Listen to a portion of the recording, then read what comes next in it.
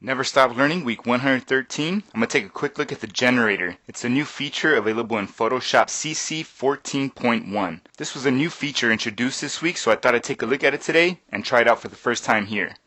It's a great new feature for those of you who design websites, so I have a mock-up of a website I started here. And you see I have all these different assets and different layers going all along my layer panel. I'm actually going to head over to the Finder and show you the folder this file lives in. See here it says Fat Chance Site. It's the same file I'm working on here. What I'd like to show you is that later on you're going to see this field get populated with a new folder and different assets. Let's take a look at how to do that here. So I'll start off by showing you the workflow for this generator.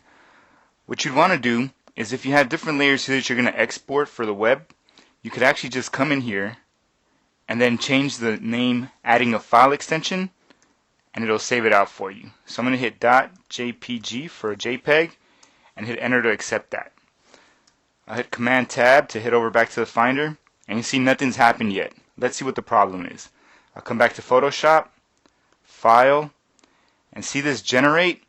It's actually grayed out at the moment, which means it's not active. Let me find out how to activate this. I'm going to hit Command K to open up my preferences and head over to Plugins.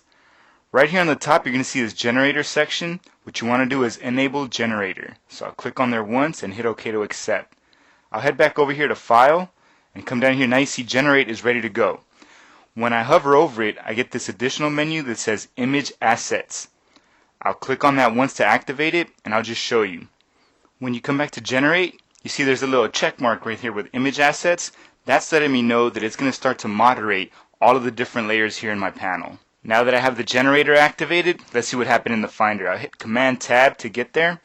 And you see I have this new folder here called Fat Chance Site Assets. When I double click on it, I have this JPEG in here that was basically created by me adding the file extension at the end of my layer. Let me close this out and see what else we could do with that. I'll show you how fast things actually update. So let me double click here and remove this .jpg extension. And then let's go back to the Finder, and we'll see that that folder's gone with all the assets, because basically I don't have any more of those coming out from my layer panel. I head back into Photoshop, and what I want to do now is grab this entire background and create it into a single JPEG. So while I have Flying Pig selected, I'll hold down Shift and click on this bottom layer here. Head over to this flyout menu and find New Group from Layers. I'll click on that once and name it Background, and I'll put the extension of .jpg. I'll hit OK, and you see it turn that into the group, and let's head over to the Finder and see what we got. I have this folder here with new assets. I'll double click on it and I find this background JPEG here. Let me show you a preview of it. So you see I was able to combine all those different layers to make this single image here. Let me close this guy out, head back over to Photoshop, and let's see what's next. Let's say the client wants to change the colors of their logo now. Well, I could do that pretty easy. All I have to do is come back into this layer group.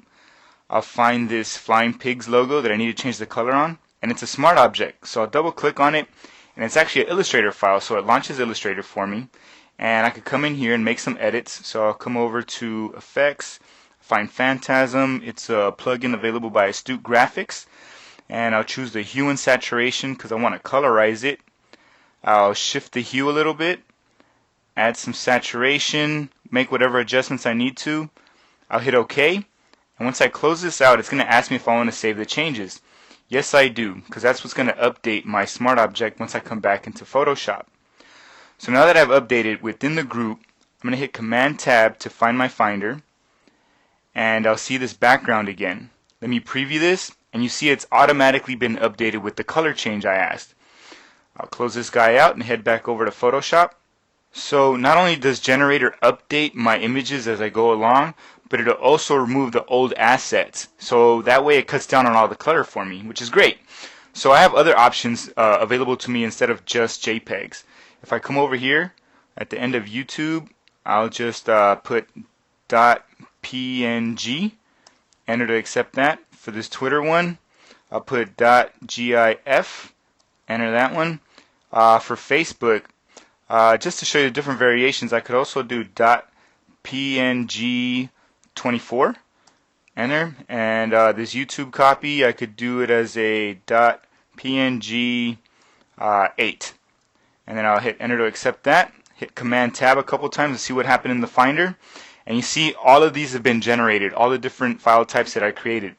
There are several other tags that you could put at the end, and if you want to know what those are, I'm going to provide a link in the description of this video. Just follow that link, it'll take you to the full post, and that full post will be filled with tons of information to walk you through all the different steps. And that was just a brief overview of the generator feature available in Photoshop CC 14.1.